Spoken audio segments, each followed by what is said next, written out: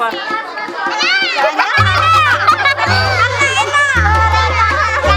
Kenapa enak? Iya, lain apa lagi nak? Kenapa? Bebek nggak orang di mana?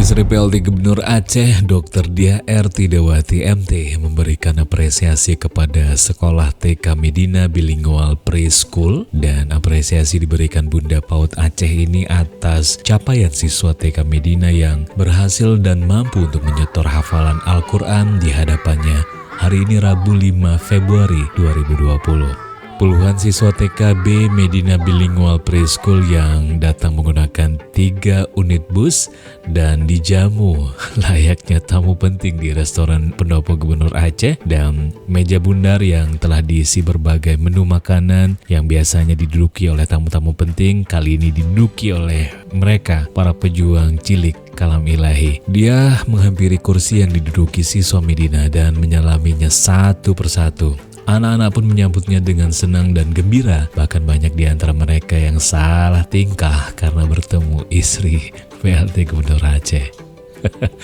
Dan Bunda PAUD Aceh juga merasa bangga dan kagum terhadap kurikulum TK Medina yang menggunakan kurikulum bilingual berupa bahasa Inggris dan Indonesia dalam kegiatan belajar sehari-hari.